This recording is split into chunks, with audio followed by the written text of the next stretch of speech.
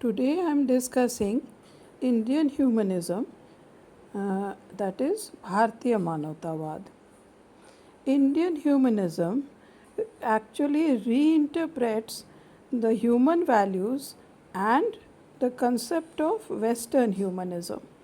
It is an integration of what Dewey and Lemont said along with what Vedas and Gita have said.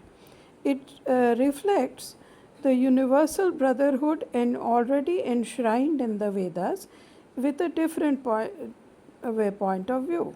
In other words, it talks about holistic development and the value of nature, dignity of all human beings as well as all living things, the importance of dignity, social justice and cooperation amongst all human beings so that they can be appreciated as humans and as living beings. Apart from this, M.N. Roy, who was the main proponent of Indian humanism, talks about the motto, man is the measure of all things, because he believed that since the human is valuable in himself, he should have the right to know, understand and express himself in each and every way.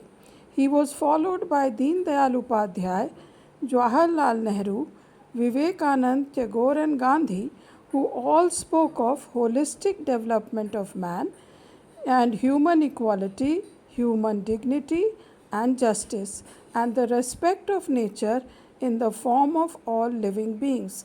Thus we see that Indian humanism is a reinterpretation of the Western humanism in the sense that it is more spiritual in nature.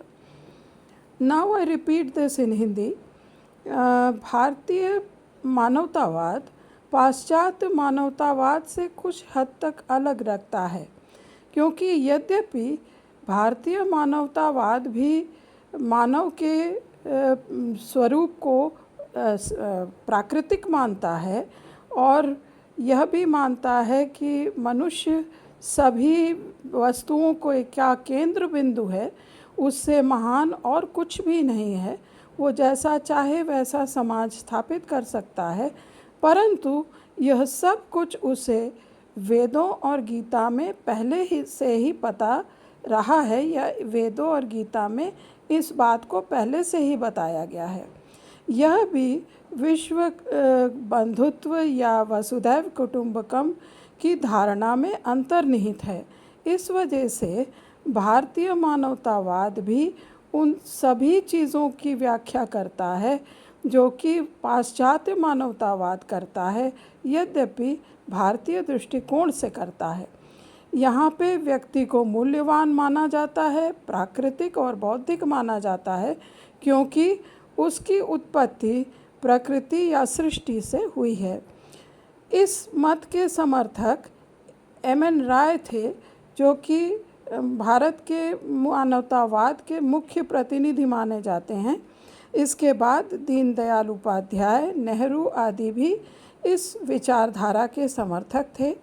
इसके बाद आने वाले लोगों में विवेकानंद और टैगोर आदि को भी सम्मिलित किया गया है, क्योंकि वे सभी संपूर्णतावादी मानव कल्याण के समर्थक थे, मनुष्य के प्रति श्रद्धा का भाव रखने की बात कहते थे, मूल्यों में, सामाजिक सच्चाई में, सामाजिक न्याय में उनका विश्वास था। वो मनुष्य मात्र के प्रति आदर रखने की बात भी कहते थे। इस प्रकार से भारतीय मानवतावाद थोड़ा सा अधिक आध्यात्मिक है, जबकि पाश्चात्य मानवतावाद अधिक भौतिकवादी है। आज मैं इस लेक्चर को यहीं समाप्त करती हूँ।